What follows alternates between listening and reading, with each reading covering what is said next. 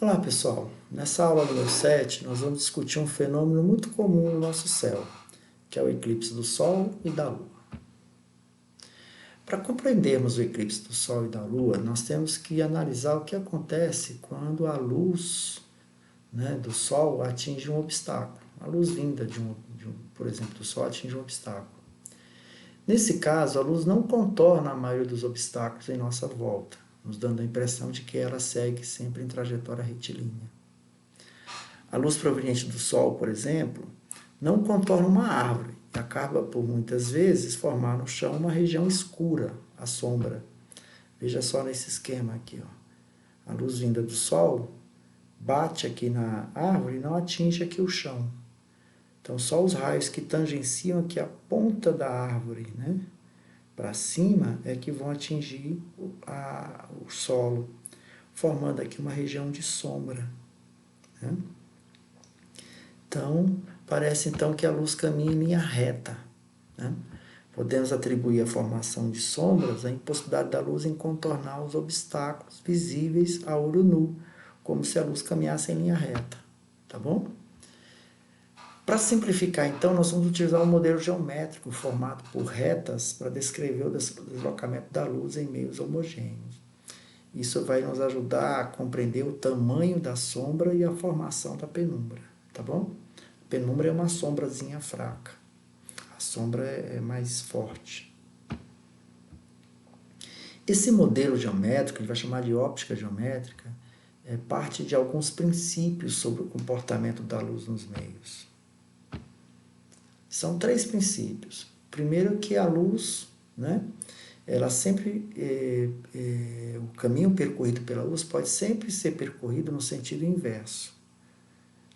Ou seja, se eu estou te enxergando, você também, se olhar para mim, vai me enxergar. Ou seja, se você caminhar o sentido da luz de uma fonte para outra, de lá para cá dá a mesma coisa também, tá bom? Um raio de luz, quando atinge outro raio de luz, ele não sofre desvio, ele interfere ali e segue seu caminho normal. Então, 3 pessoas elas se enxergam entre si, apesar de que a luz vinda de cada uma delas interfere ali naquele meio, mas segue o seu caminho normal, tá bom? 2 holofotes podem ser usados para iluminar cantos opostos. Os feixes de luz se atravessam entre si e não interferem, não desviam. E o que a gente já tinha falado é que a luz em meios homogêneos, ela caminha em linha reta. Isso aqui dá a formação de sombra e penumbra, tá bom? Outro ponto importante é que dessa óptica geométrica é a classificação de feixes. Os raios, a gente vai representar a luz por raios, e esse conjunto de raios podem formar 3 tipos de feixes: convergentes, divergentes e feixes paralelos. Eu vou dar algum exemplo disso aqui. Em geral, fontes pequenas são fontes que vamos chamar de pontiforme, ou seja, uma fontezinha de luz que está muito longe, emite feixes divergentes. Então, uma lâmpadazinha vai produzir feixes divergentes. Quando a fonte está muito longe, que é o caso do Sol, a luz que vinda do Sol, ela atinge a Terra em feixes paralelos. Tá bom? Sombra e penumbra. Considerando que a luz se propaga em linha reta, quando um obstáculo opaco C é posicionado no caminho da luz, ele bloqueia a sua passagem e atrás do obstáculo forma uma região de sombra, formando uma figura geométrica aqui. Vamos pegar aqui uma fonte pontiforme, pequenininha, aí o feixe de luz que sai é um feixe divergente, os raios que tangenciam a placa, imagina aqui uma placa, tangenciam essa placa, vão iluminar esse anteparo daqui para lá, formando aqui essa região iluminada. E os feixes que batem na placa não chegam do outro lado, então forma aqui uma sombra. E essa sombra tem um formato semelhante ao do objeto. O objeto é retangular, vai formar uma sombra retangular. Mas como a fonte é pontiforme, é pequenininha, a sombra ela é maior do que o objeto. Então, quando você vê na rua uma sombra maior do que o objeto, é porque o feixe é divergente, tá bom? Se a gente fizer um corte lateral aqui, ó, pegando só essa regiãozinha aqui, tá vendo aqui, ó, esse pedacinho aqui que eu vou desenhar, ó, de perfil, vou desenhar aqui do lado, ó, tá vendo? A gente vê que forma-se aqui entre a fonte, o objeto e o anteparo, onde tem a sombra, dois triângulos, tá vendo? Um triângulo dentro do outro. E com isso a gente pode, sabendo o tamanho da sombra, a gente pode descobrir o tamanho do objeto, fazendo uma semelhança de triângulos. Porque esses um triângulo dentro do outro são triângulos semelhantes, né? E os seus lados são proporcionais. Vou explicar melhor isso aqui. Mas antes, o que é o eclipse solar? Quando a sombra e a penumbra da Lua são projetadas na superfície da Terra, isso dá origem ao eclipse solar. É quando a Lua está entre o Sol e a Terra. Aí a Lua vai formar uma sombra na Terra, né? E aí nós temos o eclipse solar. Então, o eclipse solar é quando a Lua está entre o Sol e a Terra. E o lunar é o contrário, é quando a Terra é que está entre o Sol e a Lua, né? Igual aqui, ó, tá vendo? O Sol, aqui é a Terra, aqui é a Lua. Ó. Isso é o eclipse lunar, tá? Então, o que acontece? A sombra da Terra, tá vendo aqui, ó, a Lua está dentro da sombra da Terra. Então, quem está nessa região aqui da Terra, ó, que é noite, né? Que é noite, não é isso? Porque o Sol está do outro lado. Ele está olhando para a Lua, mas não está enxergando a Lua. Por quê? Porque a Lua está na região de sombra, ela não vai ser iluminada pelo Sol. Tá bom? Então, isso aqui é o eclipse lunar. O solar é o contrário, é quando a Lua está aqui desse lado de cá. Se você pegar a Lua e colocar aqui, aí a Lua vai projetar uma sombra na Terra. Né? A Lua vai projetar uma sombra na Terra, então quem está nessa região da sombra da Lua na Terra não enxergaria o Sol. Aí seria o eclipse solar. Tá bom?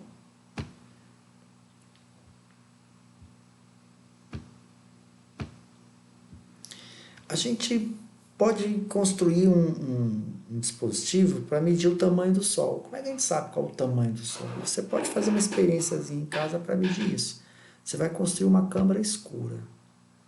O que é uma câmara escura? É uma caixa fechada, onde em duas de suas faces opostas tem um pequeno orifício e na outra um material transparente. Eu vou explicar aqui, ó. Tá vendo a câmara escura? É uma caixazinha, imagina uma caixa de sapato. Ela é toda fechada, tem um buraquinho aqui, bem pequenininho, e nesse lado de cá a gente coloca um papel transparente, tá bom? Então, por exemplo, você pega uma lâmpadazinha aqui, ó, bem distante. A luz que vem da lâmpada só pode entrar dentro da caixa por esse buraco. Aí vai formar aqui uma região iluminada. Ó. A luz que vem da cabeça do objeto aqui, ó, vai parar aqui, formando aqui a cabeça da lâmpada. E a luz que vem do pé do objeto aqui, ó, vai entrar por esse buraquinho e formar aqui a imagem, né, do objeto. Então, você vai ter a projeção da imagem desse objeto aqui nesse anteparo transparente, né? Você vai enxergar aqui a lâmpadazinha de cabeça para baixo, porque a luz da cabeça do objeto é jogada aqui para baixo, tá vendo? Entendeu? Então, isso aqui é uma câmara escura. É semelhante ao que acontece com o nosso olho. Nosso olho é uma câmara escura. Esse buraquinho aqui é a írisinha, né? Aquela bolinha pequenininha que tem no nosso olho. Então, a luz dos objetos entra por aqui, forma a imagem na retina, né? E isso aí é como se fosse o nosso olho. Ou uma câmera fotográfica, tá? Então, a câmera escura é mais ou menos isso, tá bom?